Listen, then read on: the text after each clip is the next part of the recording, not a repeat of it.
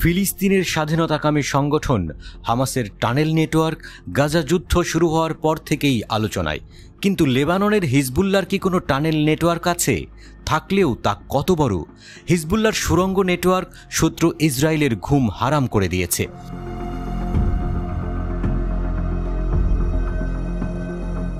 এরই মধ্যে প্রথম আন্ডারগ্রাউন্ড মিসাইল সিটি উন্মোচন করেছে হিজবুল্লাহ।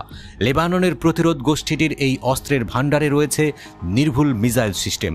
ইসরায়েল হিজবুল্লাহর হামলার ভয়ে অস্থির। ঠিক এমন সময়ই হিজবুল্লাহর মিসাইল সিটির ফুটেজ রিলিজ করা হয়েছে।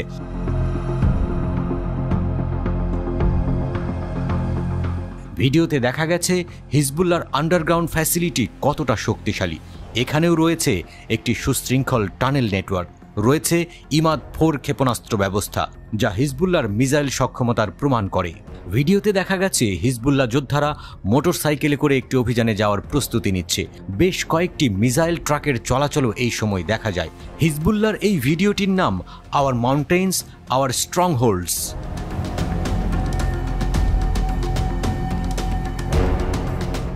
দেয়ালে লেখা একটা বার্তাও ফুটেজটিতে দেখা গেছে।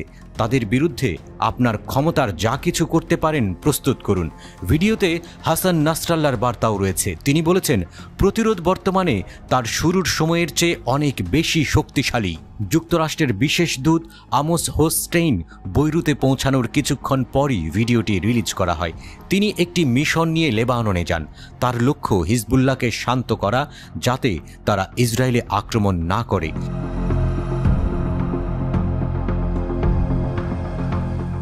কিন্তু সিনিয়র কমান্ডার ফুয়াদ শুকরকে হত্যার প্রতিশোধ নিতে বদ্ধপরিকর হিজবুল্লাহ।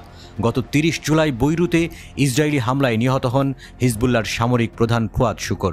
এই হত্যাকাণ্ডের পরই ইসরায়েলকে পাল্টা জবাব দেওয়ার ঘোষণা করে হিজবুল্লাহ। হিজবুল্লাহর হামলার ভয়ে ইসরায়েল গত 2 সপ্তাহ ধরে সতর্কতা জারি করেছে।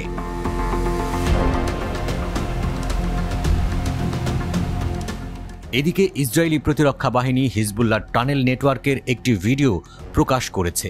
কিছু ইসরায়েলি বিশেষজ্ঞ বলেছেন যে হিজবুল্লাহর টানেল নেটওয়ার্ক হামাসের চেয়েও বড় হতে পারে। এই সুড়ঙ্গগুলি ইরাক এবং সিরিয়া থেকে সরবরাহের পথ খোলা রেখে হিজবুল্লাহকে একটি বড় সংঘর্ষের সহায়তা করতে পারে।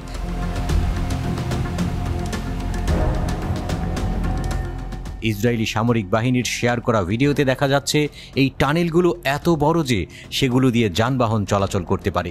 এটি হিজবুল্লাহর রকেট এবং ক্ষেপণাস্ত্রকে টার্গেট করা কঠিন করে তুলবে। বিশ্লেষকরা মনে করেন হিজবুল্লাহর কাছে প্রায় 1.5 লাখ রকেট রয়েছে। ইরান এবং রাশিয়ার সহায়তায় এই গোষ্ঠীটিকে বিশ্বের সবচেয়ে শক্তিশালী অস্ত্রধারী অরাষ্ট্রীয় গোষ্ঠী বলা হয়।